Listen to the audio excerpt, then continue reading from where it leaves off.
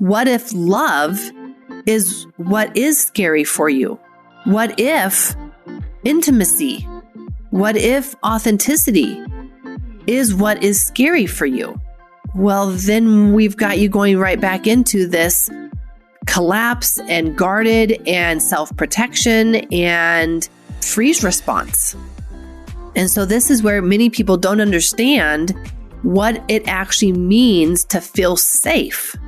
We have associated love with safety, and yet for most people, Megan, because of the insecure attachments that we have coming out of our childhood, an element of love and intimacy, connection is actually what is scary for us.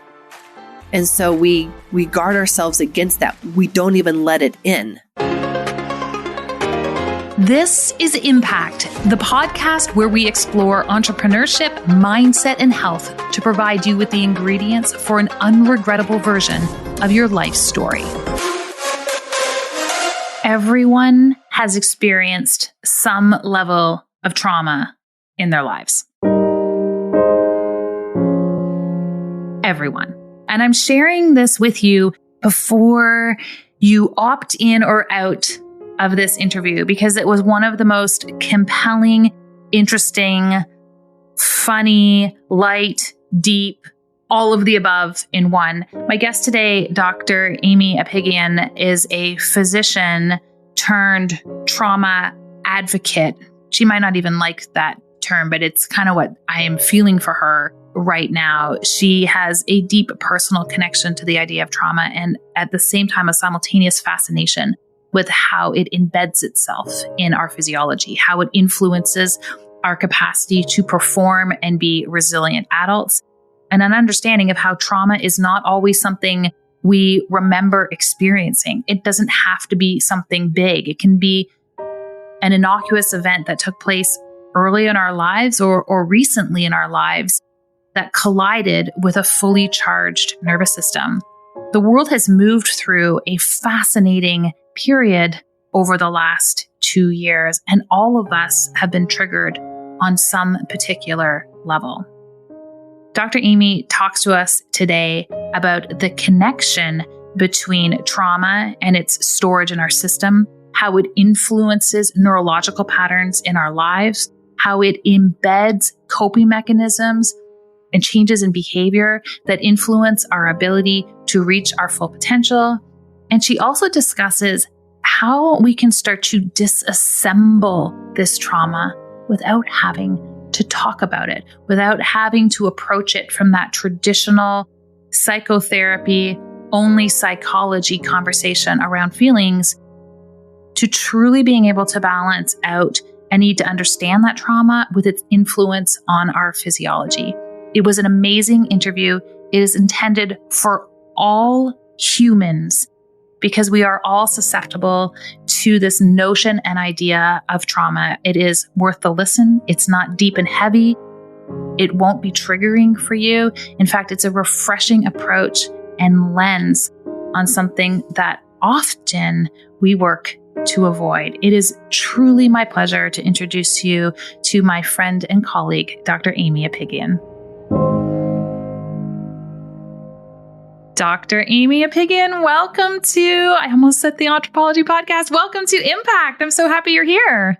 This is so good to be with you, Megan. It's always a joy to see what you're doing in the world and to have a conversation with you about something really important. Well, you know, I was sharing this with you beforehand, but like part of my secret mission in making sure that I had this conversation when we did is that, you know, we're working with a series of interviews right now where we're talking all about resilience, physiological resilience and psychological resilience and spiritual resilience.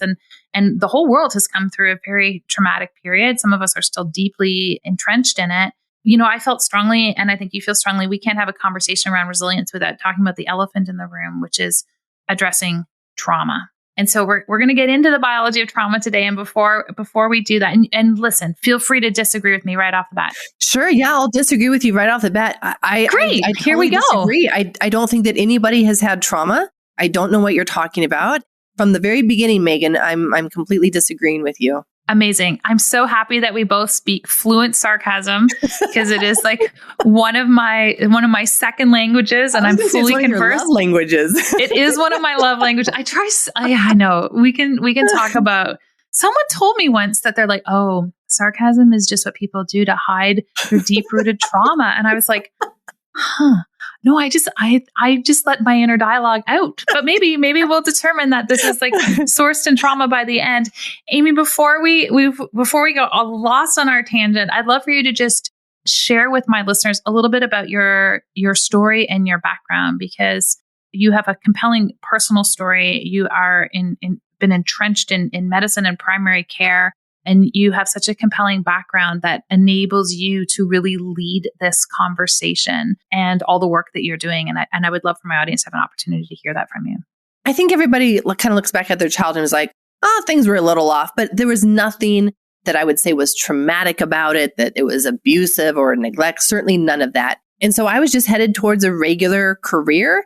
And I knew pretty early on that I wanted to do medicine. And I always saw myself being, one of those really nerdy, geeky scientist physicians doing the research and diving deep into stuff.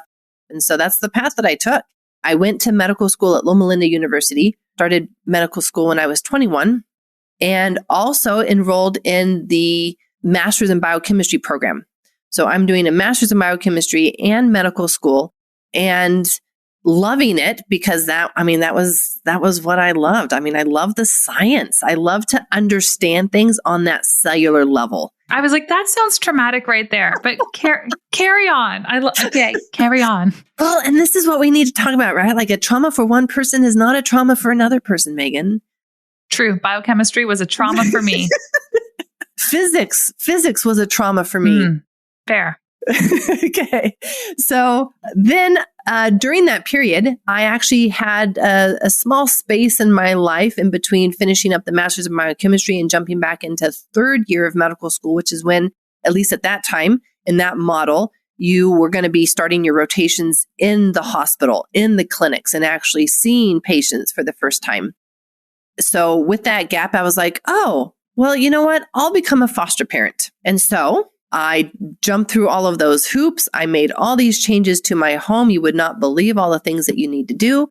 And then the call came, right? You always remember that phone call. There was a couple of kids that they had wanted to place earlier on, but it just didn't seem right until they called and said that they had a 4-year-old, and a 4-year-old Miguel. And he had a very unstable early childhood in all of those 4 years.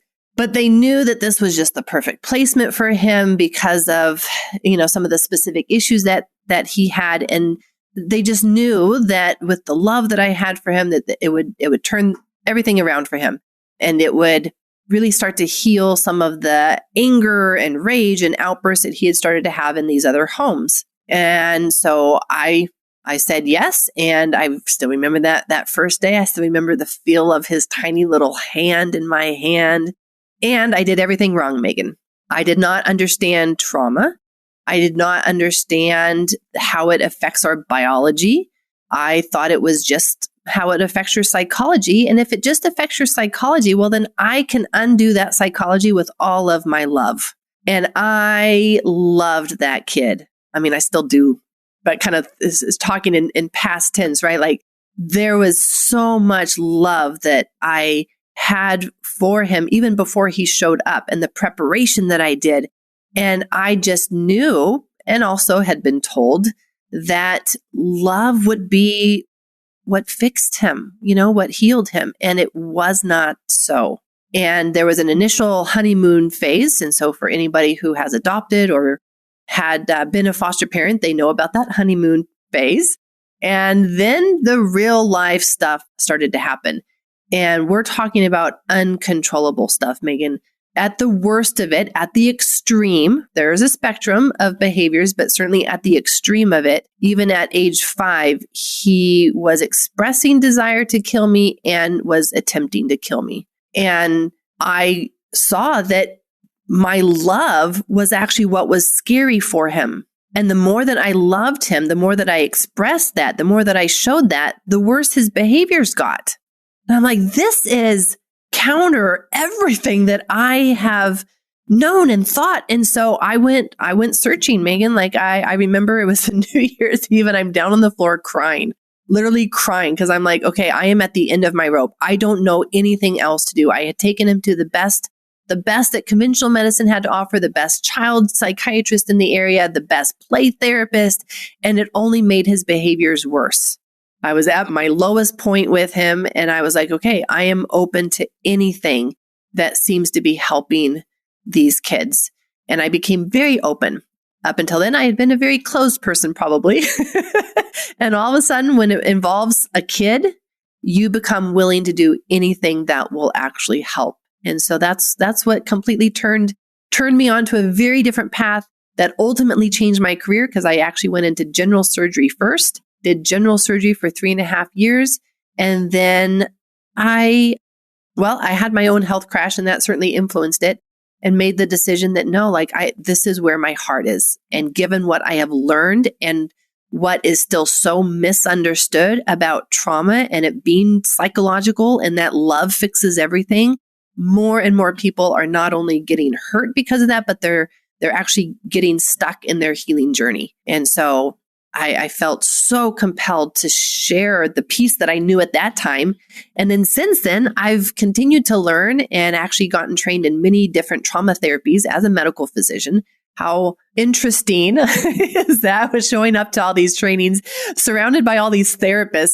Megan, you would not believe it, right? So I am a scientist. Megan. I hate talking about feelings. I hate talking I was waiting for that. Yeah. Mm-hmm. And here they are, and I'm surrounded by therapists, and all they want to talk about is, well, how do you feel about that?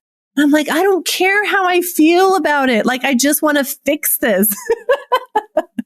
Tell me what. Is there a surgery we can do to remove the feeling? Can I get the right knife? Like, what kind of suture do I need? What kind of, tool do I need to cut this out? And then I realized, I don't cut it out. I just rewire the nervous system. Okay, well, what are the tools that I use to rewire the nervous system? And so this is where I've been able to bring in now all of these different tools that have made such a difference. And what I see happening is that not only is it rewiring the nervous system for myself and the people that I work with, but it's accelerating their healing journey. Many people get stuck for years or get stuck at a certain point and they can't seem to just change that pattern that they have of reacting in this way, or overeating or emotionally eating when they feel lonely. Like, they literally can't seem to stop that pattern. And it's like, well, yeah, because these things are wired into your nervous system, and we actually need to go to that level. We have to go down to a cellular level. We can't just talk about things, Megan.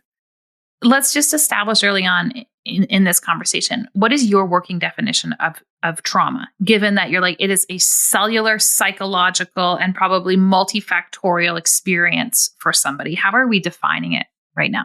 Trauma is anything that for any reason at that time overwhelmed your system. And that's why it's so individual. And that's why it's also very much related to what is the state of your nervous system, emotional, biological, physiological, spiritual. What is the state of your nervous system going into that situation, going into that event? Because that will determine whether that will just be a stress for you. Oh my goodness, that was such a stressful thing to go through. Or was it trauma and it overwhelmed? And there's a very specific sequence of events that happens physiologically in response to a trauma that's different than stress. And this is where I see that functional medicine is halfway there, but not all the way there. They've mastered stress, but they haven't mastered trauma. And what they call stress many times is actually trauma. So what happens in a trauma that's different than stress, and this is so important for those, especially who are entrepreneurs, to really get clear on this so that they know in their life what is stressful and what we can support versus what is traumatic for them. And we've got to approach it differently. And so a trauma has the sequence of you go into sympathetic first, and there's always that startle, right? That startle, and it can be an email or it can be a car coming towards you. It doesn't matter. It's the startle of a potential threat, a potential danger. And our system is programmed to go into sympathetic. And we become hyper alert, hyper vigilant, even down to like our eyes dilating so that we can take in all of our environment. There are changes that happen in our ears so that we can take in all of the sounds so that our brain, amygdala, can very quickly assess in a matter of seconds, how big is this threat? How big is this danger? And is it real? At that moment, our system, again, is programmed in sympathetic to fight or to run.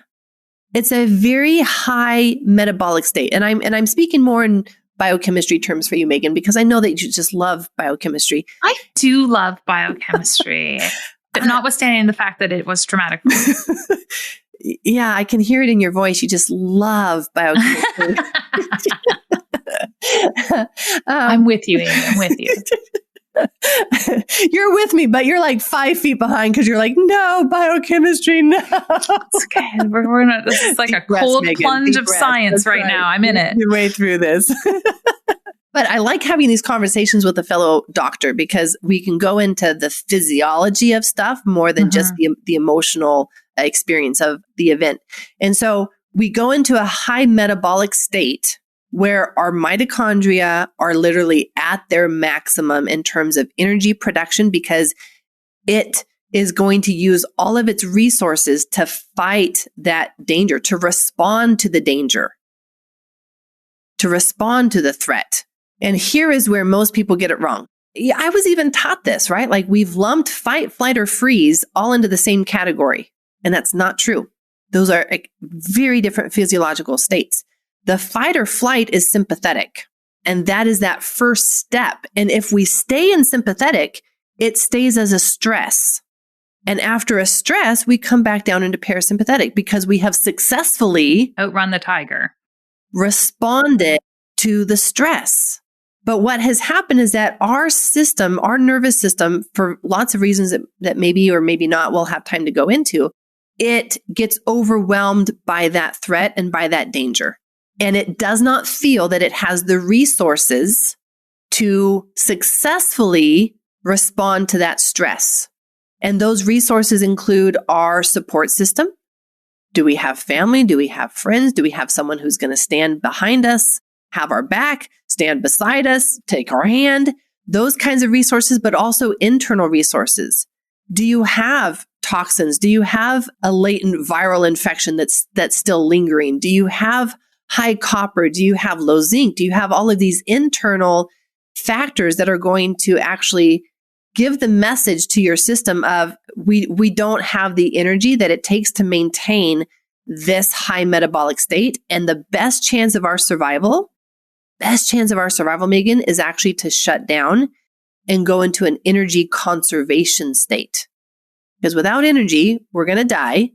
And so our system will do that whether we want it to or not. We don't have conscious control over that decision.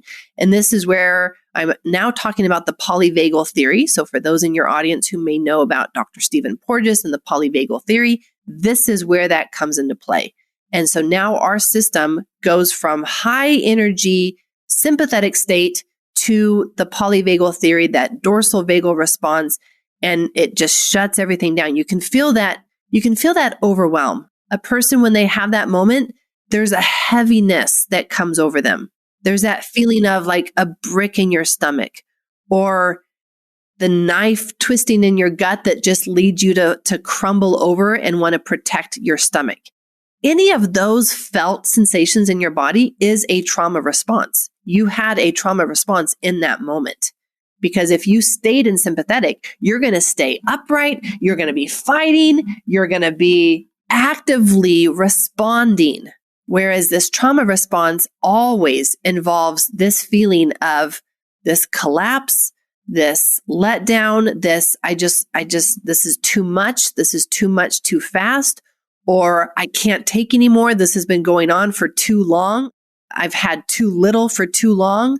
Those are the two responses that, or I should say, experiences that trigger the trauma response, and that results in being a trauma for a person rather than just a stress. And what happens when that person has experienced? I have a lot of questions, but I want to come back to, you said one of the challenges that people have is they're just like, let's just throw love at the trauma situation. Yes, let's just, thank you very much, Dr. So-and-so, for saying they've had a traumatic experience. We'll go home and take it from here and just we'll just fix it with love. Like, what happens? Why is that actually? Because I know a lot of people were stopping when you said that. And we're like, what? I suspect it's probably just don't do that in isolation. But what is the challenge with that being the approach to the management of trauma versus maybe someone who just needs a little bit of TLC? So this is where it starts to depend on the type of trauma, because the first principle for coming out of that trauma response is that the freeze response needs time and energy. And when I look at our world today, especially when I look at my fellow entrepreneurs, we don't give ourselves the time. We don't have time. No. It's always just kind of like that feels like it would take too much of my energy, would take too much of my time to even just let myself go there. So I can't even let myself go there. And just because of how our culture is based on productivity and the time pressures on us, the busyness that our lives have become, there is no time. So to illustrate this, let me share a story with you. And this can be anybody's story. This could be anybody's story, but I'm walking my dog. And I'm walking my dog in an area where there's very few cars, and I have her off leash, and we're crossing the street to a park.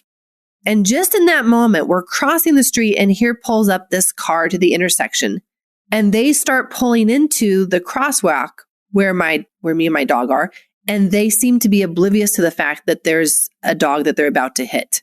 I go into full-blown sympathetic. Here's my threat. Here's my danger, right?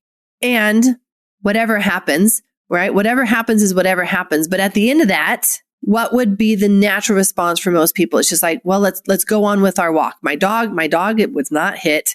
All was fine. I was able to, have that full swing of the emotions. But then we just move on. We've got our walk because we've got to get back home, because we've got this to do, because we've got that to do. I've got a meeting. And yet what the system needs is time. And so if a person were in that moment, and there's many types of moments that happen like this in our life, but if we just take that moment to pause and sit and let whatever come up, what we would find is that our body would start to shake and tremble because it's like releasing all of this adrenaline that just got released from our pituitary and our adrenal glands and all of this biochemistry that's happening internally. And it has to have an outlet, but we don't give it that time because we're always rushed. And so the freeze response needs time. Now, thankfully, it is on a timetable. So kind of like when you see animals, like an opossum, right? Like you think an opossum and them going into their freeze response, they will wake up. They don't need someone to go over and shake them. And actually that would probably linger for them. But there is this time element to the freeze response, but then it also needs energy. And as long as we still have some biology, some physiology that's compromising our energy, we're going to get pulled into that more and more. I mean, where is love in that? Love actually has nothing to do with that piece of it. Love comes next. So then once our system comes out of that freeze response, now it's actually back up in the sympathetic. It doesn't go into parasympathetic. If we've got, especially this chronic freeze, we go from freeze back into what put us into the freeze, which is that high, intense, oh my goodness, I don't know if I'm going to survive. Okay, then we're just going to shut down in order to survive. And so we go into this really high anxiety state. And that is where we need safety. That's when we need safety. We need support, because if we don't have that, our system is going to go right back into the freeze response because it's going to feel too much again. And so for some people, that is where love can come in. However, what if love is what is scary for you? What if intimacy? What if authenticity is what is scary for you? Well, then we've got you going right back into this collapse and guarded and self-protection and freeze response. And so this is where many people don't understand what it actually means to feel safe. We have associated love with safety. And yet for most people, Megan, because of the insecure attachments that we have coming out of our childhood, an element of love and intimacy, connection is actually what is scary for us. And so we guard ourselves against that. We don't even let it in. I want to get into what you call the pandemic of insecure attachment. I know there's a whole bunch of people listening. They're like, okay, all right, fair. I've got some trauma. I know what it is, or I don't know what it is, but I know it's in there.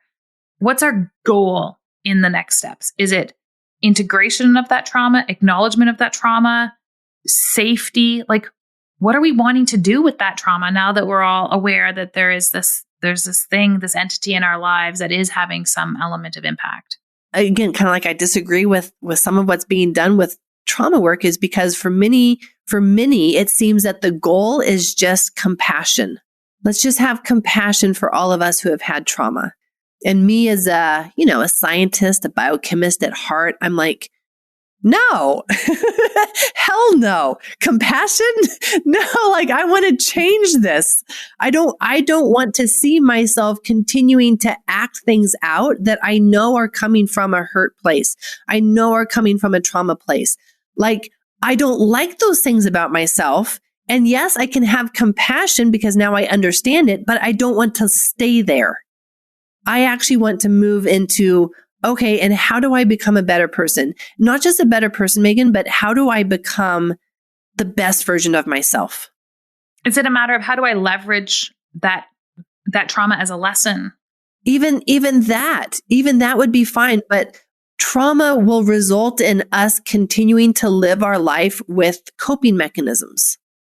And whether those coping mechanisms are overworking, over-exercising, overeating, under-eating, or what we're choosing to eat, or in our relationships. Are we avoiding some types of relationships? Are we avoiding some types of conversations because we feel they're too awkward? Whatever it is. Or are we holding on to people too tight? All of these outcomes and behaviors that we can see patterns in our life, those are all the result of these types of trauma patterns in our nervous system. And time does not change those. Mm-hmm. Time does not heal trauma. Say that again for the listeners in the back. Time does not heal trauma.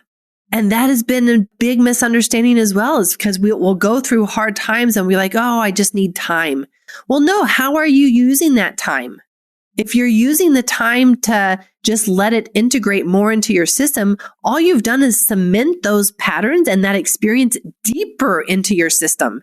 And now they've become so ingrained in you that you just think this is your personality. You just think this is who you are now. And that is not true.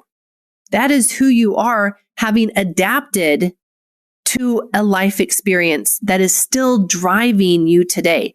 And it's not only driving your behaviors, but it's driving your physical health and your mental health.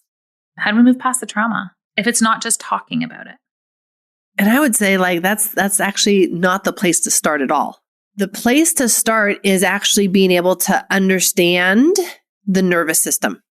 This is where we can be really simple and we can learn some really very simple basic skills that I think should just be taught to kids in elementary school because they're that foundational to life. And it's like, this is your manual for the human body. In today's world where you are going to experience trauma, that is part of our life, that is part of our world. It's just a matter of when and how. Does everyone experience trauma? Everyone, Megan. Okay. So no one is excluded from this episode. That is true. I mean, can you think of someone who can go through life and experience only stress, but not have those moments of, okay, that was too much too fast. Okay. Right. That's been going on for too long. I can't take it anymore. I'm kind of shutting down. I can think of only a few people who I have ever met who have a secure attachment style. And I would say possibly for them, they may not have experienced trauma because their nervous system is designed to operate very differently. Their nervous system is designed to operate from a place of security. And so they may have only experienced different degrees of stress and not true trauma, but those are so few people, Megan. Yeah. So few people. We need to be able to see it, but understand it in a way that will lead us to be able to change it. And so where I start people is being able to understand, first of all, just understand these 3 different states of the nervous system and understand them in an experiential way so that a person knows what it feels like to be in sympathetic. They know what it feels like when they are in freeze response. And then they know what it feels like to be in parasympathetic so that at any given moment, I can ask them, hey, where's your system at right now? And they would be able to tell me, well, I'm actually in shutdown and freeze right now. Okay, that's good to know because then that informs me on how I can interact with you right now in a way that will be supportive to that rather than just overwhelm you more and actually result in us not connecting because you're not available. You're not really here. Your system is shut down. So again, I think this is just like your basic manual for the human body and our survival system that we need to understand. And so then once we have that, now we can learn how to shift that. Okay, so if you are in sympathetic, if you are in freeze, how can you shift that to parasympathetic? And it's actually some very basic, simple skills. This is where I pull in a lot of my training from somatic experiencing. And so where some people might go into, well, I want you to take some deep breaths. I actually don't say that. I say, if you're not taking deep breaths, that means you're in sympathetic or freeze response, likely freeze response. And let's just use that as a measure to track your system. And so as we do these other things, did you notice that your breath just got deeper? Did you notice that you just took a deep, spontaneous breath? That's how we track and measure that your system has now shifted more towards parasympathetic. Whereas when we do breathing exercises and breath work, we've lost the ability to track that with the breath. We have to track it through other measures that are harder. It's just harder for people. But there are some very basic skills that are movement-based, that are embodied-based, that are somatic-based, not knowledge-based, not our heads, because certainly for those of us who are entrepreneurs, that's where we excel. We love to be in our heads. And it's often, for those going through my courses, especially that first 21-day journey, which is a journey into their nervous system, that is the most common feedback that I get from them. And these are entrepreneur women, some of them in their 60s. They will come back shocked and they'll be like, I had no idea that I was this disconnected from my body. Like I didn't even know that I was disconnected. Even with my patients, I would say, how are you feeling about this? And they're like, I think I feel, I'm like, huh. Like they literally, yeah. My cognitive interpretation of my current feelings is this. Right. Yeah, we're super disconnected from that. It is inconvenient. And don't even know that we are disconnected. Mm-hmm. So for me, rather than showing them that they are disconnected and trying to explain that to them, because again, explaining, I'm still just in their head. I'm going to have them do some specific movements and exercises that then will result in them becoming connected. And as a result of that, now they have the awareness that they have been disconnected. And so this is where I come back, Megan, and I say, let's not talk. Let's just do. And where many people get hurt in the process of their healing journey around trauma is talking about it, and they'll talk to their girlfriends about it. They'll do lots of talking. They'll talk to a therapist about it. And yet it's still all up here in the head and it's not dropping into the body, which is for a reason, because when we experience trauma, those are very uncomfortable sensations that happen in the body. And so our nervous system unconsciously, but intentionally disconnects us from those uncomfortable sensations because it sees that as a threat to our survival. And so now it's not only the threat of what's outside of us, our nervous system starts to see ourselves and our own felt sensations as a threat to our survival. that needs to be cut off, because if we were to feel those, it would be too much. How fascinating, right? Because now we're walking around with our own biggest danger inside of us. How is trauma stored in the body? Trauma is stored in the nervous system. And then the nervous system impacts all the other systems. And so for many people, again, kind of we've had this understanding that trauma is stored in the brain. And the brain is the central nervous system. But you actually have this thing called the autonomic nervous system that runs your body, runs your breathing, runs your lungs. And its whole purpose is to keep you alive. That's why it runs those things. It runs those systems. And so that's the system that will decide when something is an event that you can respond to, like a stress, or when something is overwhelming, and it makes that decision. Your brain doesn't make that decision. It's your autonomic nervous system that really makes that decision of, we've got to shut down in order to survive. Our brain, its purpose in trauma is to make meaning of what we did. It creates a story and a rationale that feels logical to us, but at the end of the day, that may not have actually been what happened at all. But our brain needs to make meaning of things. It needs to understand things. And so that's why there's not much utility in going over the story, because the brain doesn't have the whole story. Is there a gender bias to one's capacity to manage and integrate trauma? Yeah, it's been very, very interesting to see that, because we've got different challenges that come up. So for the men, the challenge is, like feelings. No, I don't think I've had one of those before. Like what are those? And so there's that challenge, right? Like they are much more, they're socialized differently around feelings. Very much so. And yet you can see it in how they carry their body. You can see it in their posture, because that's also how trauma will present itself.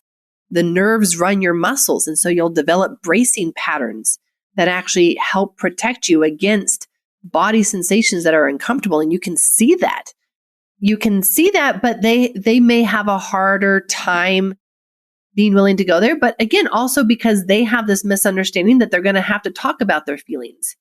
And I'm coming around and saying, no, like we actually don't talk.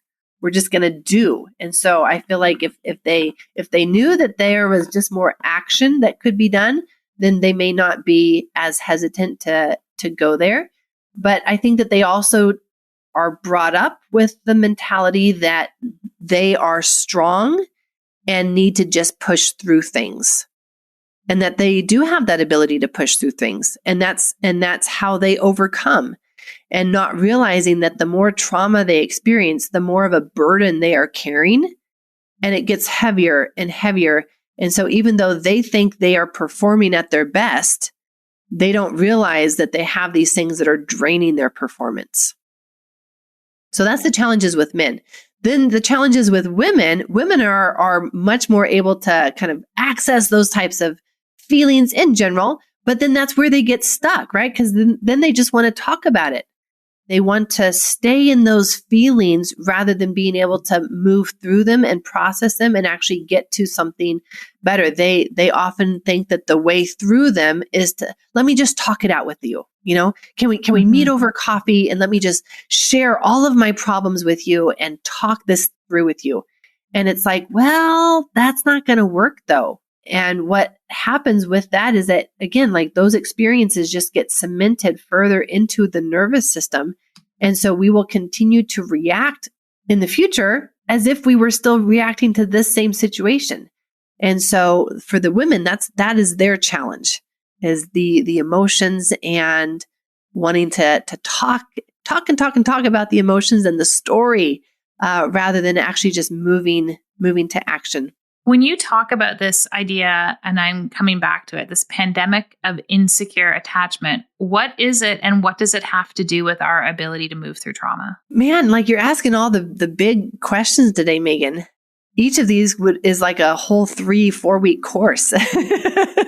I'm painfully aware of that. But here's the thing. I'm just going to like sneak preview this for everybody. Aimie, she's good at many things. One of the things she's really good at is giving people access to information as they need it. She has run a trauma-based summit in the past, and she's got another one coming out where you're going to be able to go deeper on all these subject matters. And so I feel like I'm peppering you with things because I want to introduce these really compelling topics, because I feel like so many people have this narrative of what trauma is. It's not me, it's other people, and I'm moving on. And what I'm really trying to do is I'm obsessed with this idea of, people opt themselves out. Yeah. I want to cover the bases because I think this subject matter is so important, and I need people to opt themselves in, because it's ultimately going to be what contributes to their growth and their healing and all of the things we're really after. So I continue to pepper you with the broad, sweeping flow of trauma-based questions. And that brings us to the pandemic of insecure attachment. Oh, in 2 minutes, tell me the meaning of life. Can you do that too? We'll do that in the rapid fire questions at the end. Don't you dare. In 30 seconds or less, what is the meaning of life? I actually have an answer for that. So I'll be ready for that question. All right. So the pandemic of insecure attachment. One of the big misunderstandings around trauma is that it is an event that you can remember. And this is a 3-week course. Totally. No, and I actually just got done with my whole 3-week course on attachment and neurodevelopment. Phenomenal, Megan. Like the amount of insights that people are walking away with in terms of their nervous system and all of these things that happened in their childhood that were gaps that they didn't even recognize were gaps or recognize the impact that it would have on their life. It's huge. It's enormous. It really is like opening Pandora's box. Like you think it's just this little box that you're opening, and then you realize, oh my goodness, no, it's like this whole cave. As half the listeners are like, forget it. We're not doing trauma. This is really cool though, because Megan, there are so many things that we can do as adults to change the insecure attachment patterns wired into our nervous system. So it's one of my favorite things to talk about because we have tools at any age. I even have 70-year-olds who are doing these exercises. It's so cool what they're learning and what they're experiencing. And I'll just give a little teaser that what is often the first step for people as adults, getting on their tummy and figuring out how to just move on the floor, keeping their belly button on the floor. And when they do that, I can tell you everything about your insecure attachment. Stop it.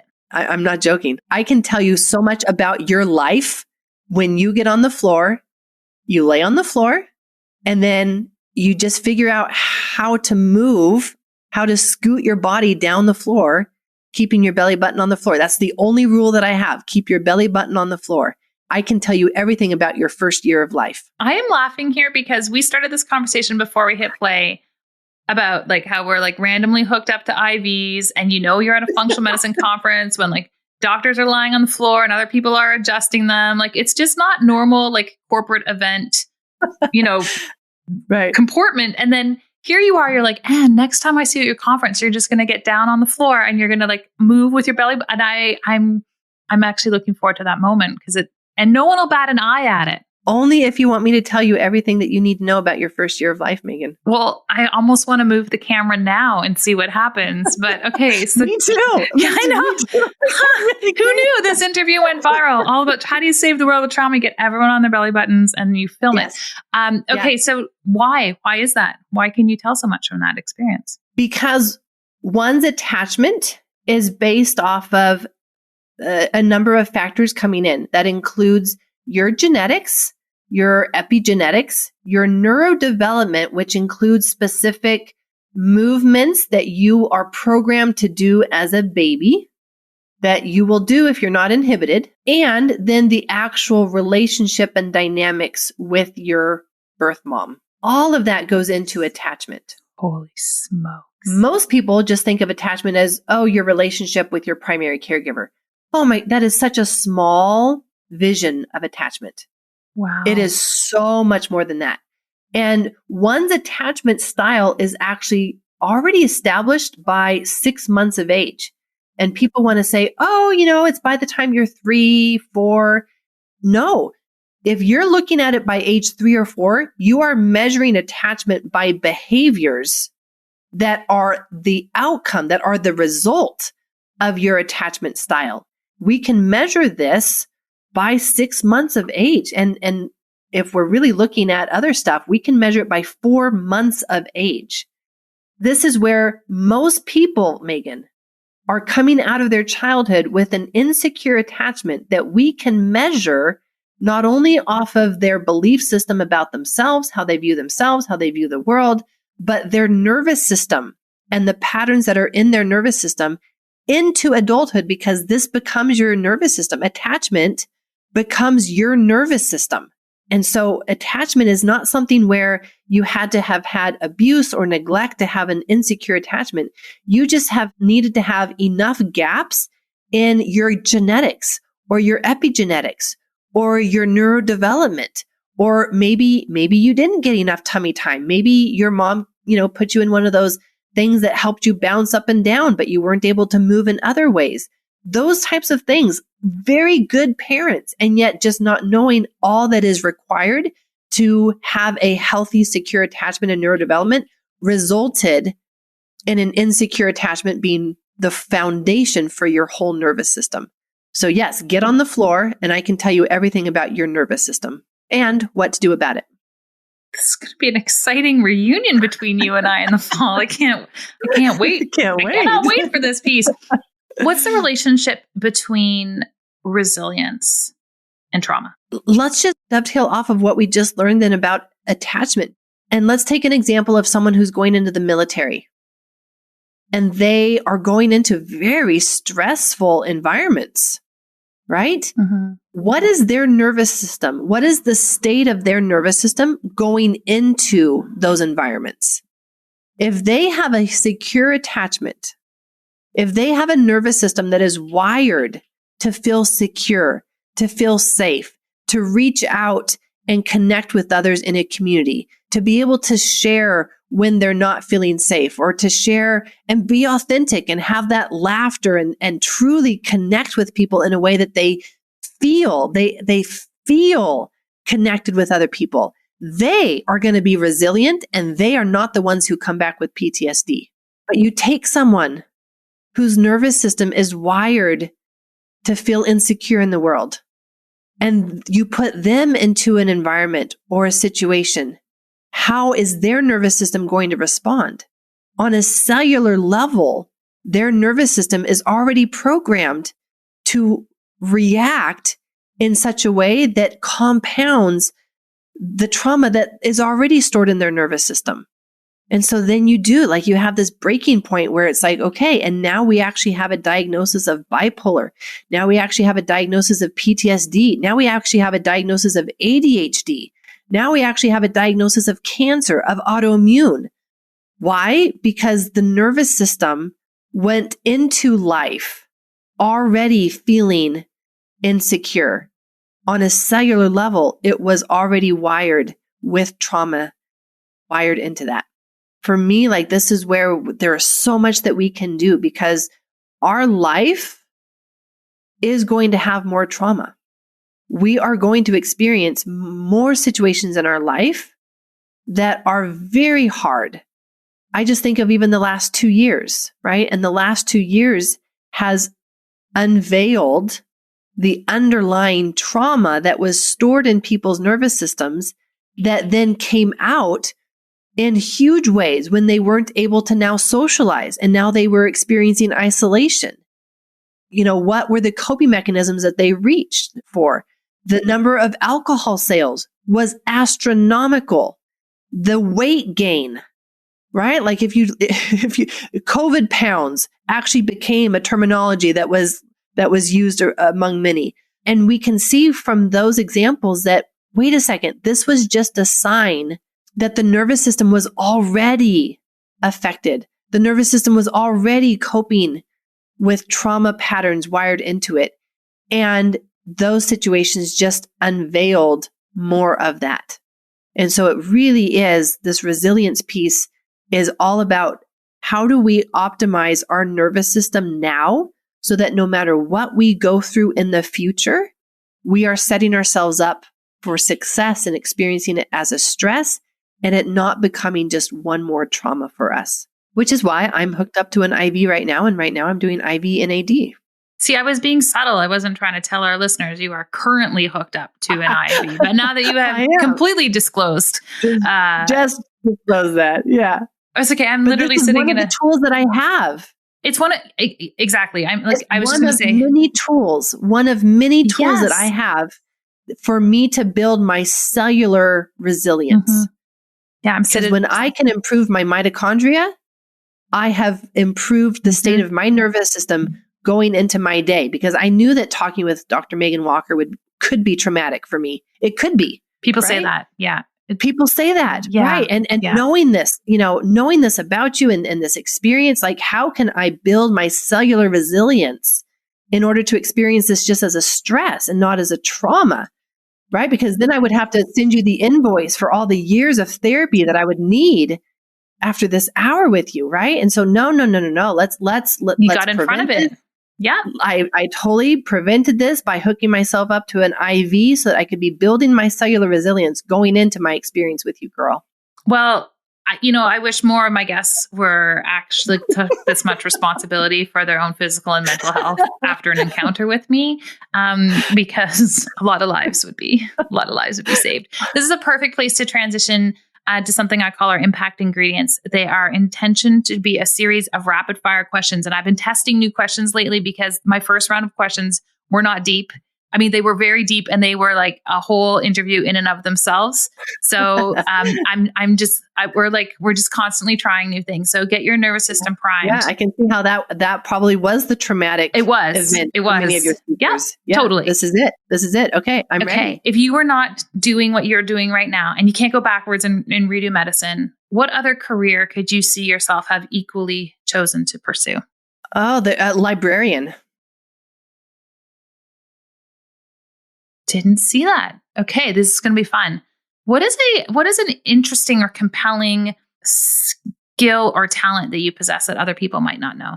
I am one of the fastest women road bikers, cyclists in my area. I love speed.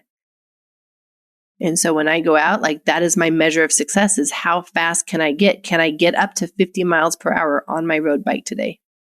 Oh, I like hitting that 52. It's like a bit of a thrill. Like, will I die or will I make it? Yes. But yes, yeah. Mm-hmm. Okay, so we're gonna belly button dance and cycle next time we're hanging out at an event together. What's a non-negotiable for you in your life? Something you will draw a hard line on. For me, it's karaoke. For you might have something else. Okra.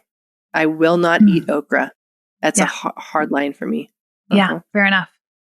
Entrepreneurship. Are we born this way or do we learn to become entrepreneurs? Both. I would say that most entrepreneurs are undermethylators, and so they are born this way. Fair. But there is a learning experience to it. And so we are learning, but it's building on that entrepreneur that's stuff that's in our DNA because we are undermethylated. Ooh, podcast number 2. I want to do a study with your audience. I want to test everybody in your audience for their methylation status. And everyone in my audience is like, yes, if I can dance on my belly button in front of you, I will be part of your study, Dr. Aimie. Last question for you. What do you want your legacy of impact to be?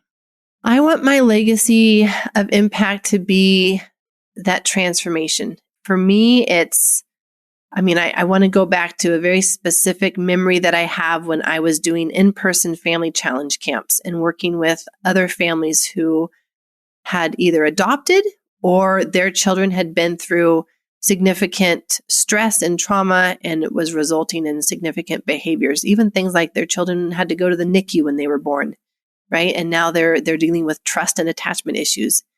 And to see these kids who up until then had been so afraid of connecting and unable to connect, and then being able to stand back and watch that transformation happen and see that hug and that child just melt into their arms now and say those words of, I love you and mean it and feel it. And, I'm not even in that, but I'm standing back and being like, I had a part in that. For me, like that kind of transformation is everything to me. Now, it's that kind of transformation that adults can have with themselves, right? But it's that quality of transformation in their life that I haven't just changed something superficial in their life. I haven't just given them a new color for their lipstick or, whatever. Like this is heart stuff. This is core stuff.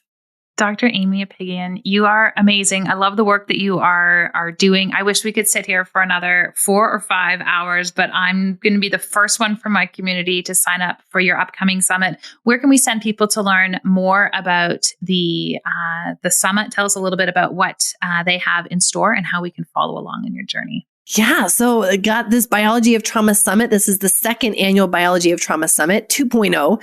And this year I am going beyond the diagnoses. And so what is actually behind the diagnosis? And it's not just mental health. It's also physical health. What's behind the diagnosis of an autoimmune condition? There is trauma in the nervous system behind every person who's been diagnosed with these types of chronic diseases, cancer, autoimmune, gut issues, adrenal fatigue, all of this stuff. And so really being able to give people a deeper understanding so that they have tools, different tools that they have not had up until now to be able to address whatever is going on in their life, whether it's just a symptom or diagnosis, or if they're a professional and here to learn about how to better help and serve their people, their clients, their patients. I have over 40 speakers, so it's going to be a lot. And I also have experiential workshops built into the summit so that they will have an opportunity to actually have a very live, interactive experience and it not just be all head knowledge, because if you've heard anything that I've said in this whole interview, it's not head knowledge. It has to be an experience that then changes us. And so bringing in so many speakers. It's going to be a lot. It's going to be one of those things where it's like, all right, put your seatbelt on because we're blasting off with the number of speakers and the depth to which we go into these interviews. But I felt that was really necessary for people to get a breadth of understanding of all of the different types of tools that they have available to them, and then being able to point them to the 21-day journey, which is their journey into their nervous system that I will be leading and where I will be encouraging them to start their journey. And then from there, we can apply whatever other tools are the best ones for them that we can help them figure out. But we've got to get them on this journey into their nervous system in a safe way first. So that's what they have in store for them for this Biology of Trauma Summit. Well, anyone can register for the Biology of Trauma Summit. You're going to head over to our show notes, which are just at meganwalker.com/podcast. And everything you need to know is there. Dr. Aimie, thank you so much for joining me today. Thank you, Megan. And just I really appreciate and honor what you are doing in the world and the work that you have done on yourself to grow and be seen and be having such an impact on people's lives. Oh, thank you, friend. Impact is what lives on when we leave the room, tuck them in, or step off stage. It is less about what you do, more about how you make them feel, and everything about how you choose to show up in the world. If you enjoyed this podcast, hit subscribe on Apple Podcasts, Stitcher, Spotify, or wherever you are listening to this episode. I am your host, Megan Walker. Until next week, aim for impact.